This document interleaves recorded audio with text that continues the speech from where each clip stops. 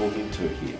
Am I talking to mum or dad or grandma or grandpa or the son or daughter or the first cousin or the nephew or Uncle Jack? In each case, they're all going to have different questions that they want answered. That's interesting, because someone who deals in family business all the time, like you're just saying, you talk to all those different people. And I guess people watching you saying, yeah, but I'm the son-in-law. So I'm actually the son-in-law, I'm actually the son-outlaw. How do you deal with, say it was the in-laws part, so it's the son-in-law. He may want to work in the business, but he's never been given the opportunity, and now this business is growing and you've been brought in.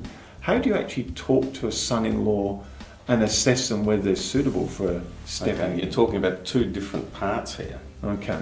Already, if the son-in-law is in the family, he's in the family. However, in the business, we need to understand what the entry and exit situations are for a business. Right. Okay, are there rules about the family, how they come in and how they leave? Is there understanding with everyone in the family about how they come in and when they leave? Have they talked about what happens if they wanted in-law in the business or not? And if it's a son-in-law and they come into the business, how do they, on their performance, if they're not succeeding, what happens if they're asked to leave? There's a challenge. So, here we are with families who, for most families, they talk about bloodline, yes. bloodline only. Yep. So a son or daughter coming into the business is fine. Right. When they choose a partner and they marry, and the in-law says, oh, I can help, then you start to have to get some boundaries about what is acceptable and what isn't acceptable. And it needs to be a whole family conversation, because if it's just the founder or the owner and the in-law, then it isn't clear to the rest of the family about how the transaction's transpired and what's expected. You're talking about that, and I guess now I see the complexities, and I can see the emotions running wild, and I guess people watching it and going, hey, me too. Yeah. Where do you start, John, when there's so much, there's so much at stake as well, isn't there? Because you get it wrong and you've got in-laws in the business, and suddenly in-laws become outlaws from whatever separation, and if you haven't done it right, there's lots of complexities. Well, imagine the circumstance if you are an in-law and you're working in the business and the marriage breaks down. You could be out of a job. True. You could create such dysfunction in the family that you'll be alienated from your wife and children long term. You could be disconnected, not allowed access to different parts of the family wealth. If you're an in-law, that may be expected.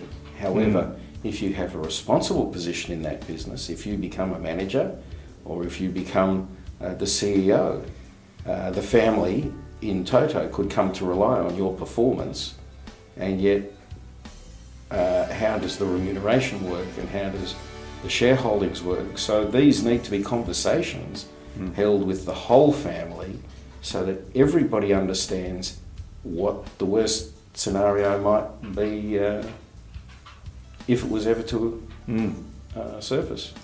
So when you sit down, and we're just talking just on one tiny fraction here, when you're working with families, and this would be a question that, all families are going to have. They all get married and they've all got partners, and some will be in the business, some won't be in, some will be rising through the ranks, and there's got to be paperwork or structures, you said, put in place. How often do you go into a business, just as a personal thing, and you walk in and go, oh, you guys have got this sorted? Or is it more often not they've recognised the need and going, we need someone to help us get it sorted?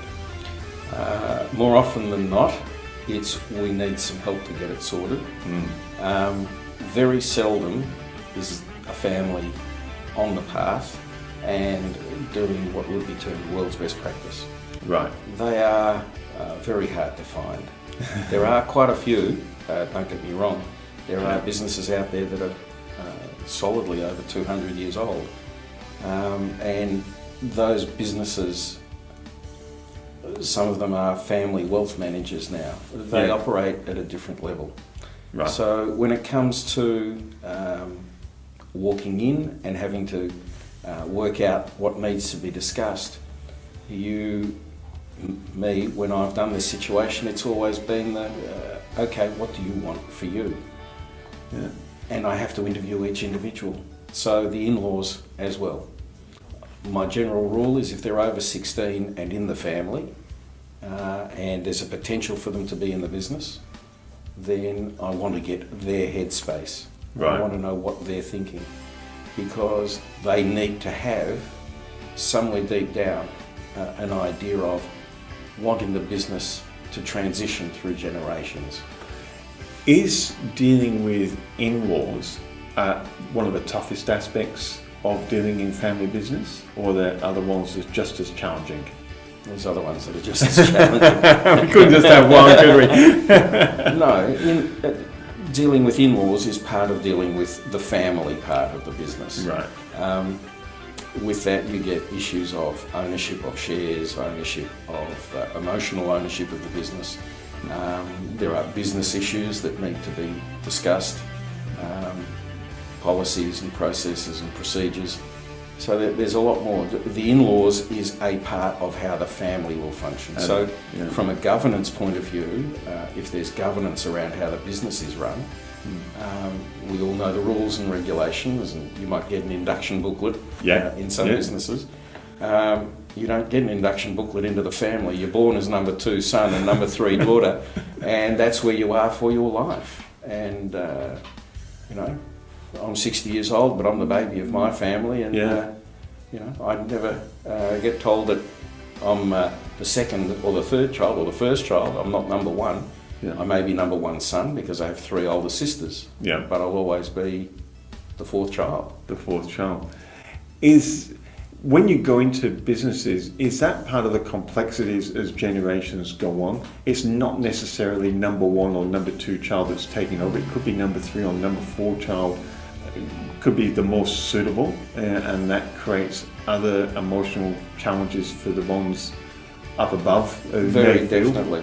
Yeah. Very definitely. Skills, education are very much a part of how do we choose the successor. There's an 8-generation old family business, Faber-Castell. Yes. Okay. They are structured in such a way that the board will choose the successor. Now the board is a mixture of family members and non-family members, and they will identify from the crop of youth, that's my terminology, the next generation. They will choose the next CEO, the next chairman of the board from that group of children studying and learning in the real world. So Faber-Castell, I know them from the coloured pencils I used to have as a kid. Yes. Yeah, came in the tins. So that methodology they've adopted of the board of a mixture of family and non-family members assessing and picking the next successor. I mean, how long has Faber-Castell been around for? 8 generations. I don't know the exact foundation date. Yes. But originally, my understanding is that they created the first kindergarten. So when the calligraphy started to be a business, then the founder built a factory or an operating business, and he built a 3-story building next door for the families of the employees. Wow. And the wives then looked after the children in that place so that the men could go and work in the business. Wow. That's incredible. And it was originally Faber, and some generations long, it was supposed to be by the oldest son, is my understanding. So I believe that somewhere along the line there was a daughter The business ended up in her daughter's hands. Okay. And when she married, she had to ask permission from the king to keep the name Faber in the name.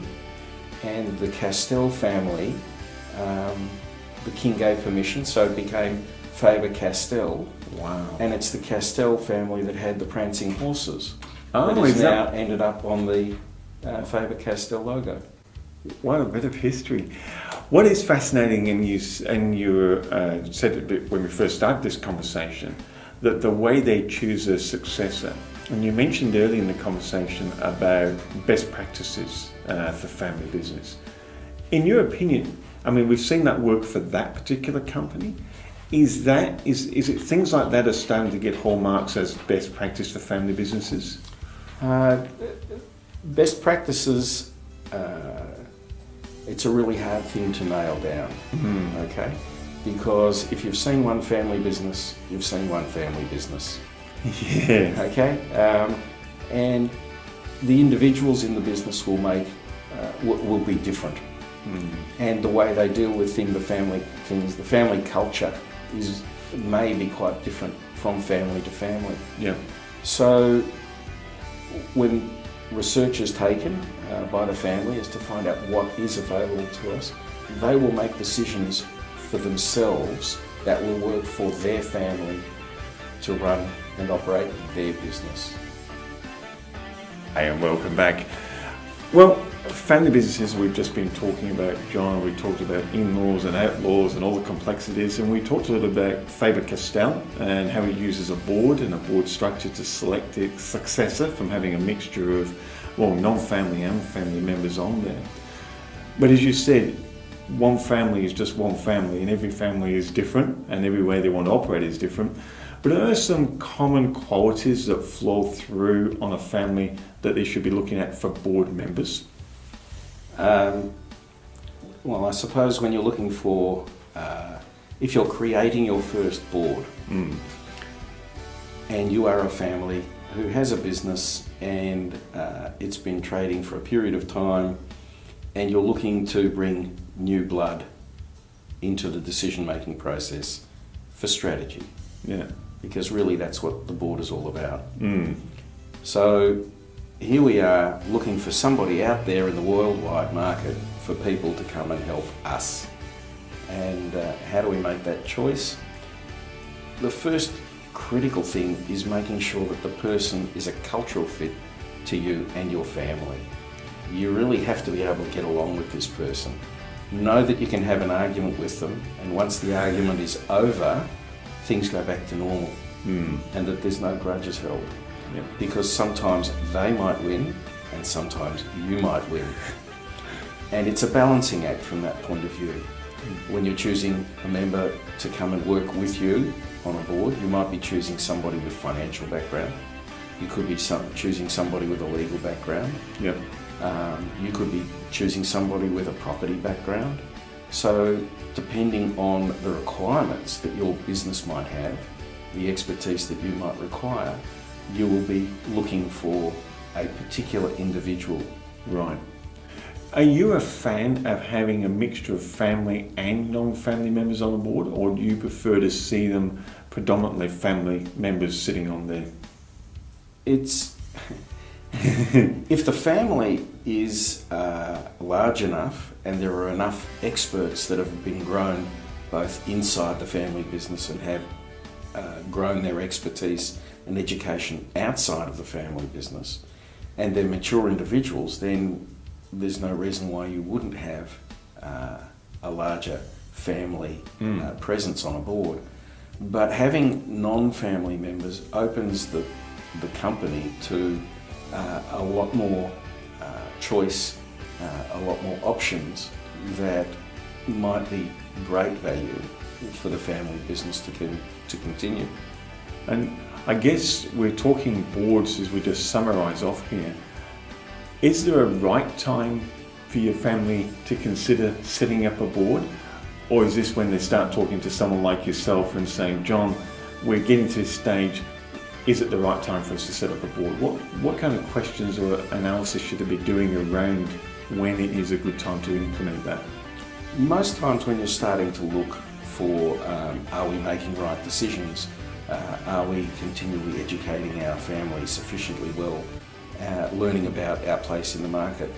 I think there's also a place for some companies as they're growing to go through a first step, which would be an advisory board. Right. So you might find one or two people and try them on for size, no commitment. Yeah. And at the same time, you're not actually going to pay them. You know, it's not a fixed position, and they're not going to take insurance out because they were, you're going to get caught from a bad decision. Yeah. So there is a stepping stone. Okay. And an advisory board might be a good first step. Get a feel for how to deal with people, learn about the structures, what a board actually needs to operate, because it's operating from a much more strategic perspective than the day-to-day, the operational stuff. Yeah. So it's quite different. It's quite different. John, someone's now looking at this and obviously watching and listening and saying, these are questions I've got in my mind, I'm not quite sure the answers.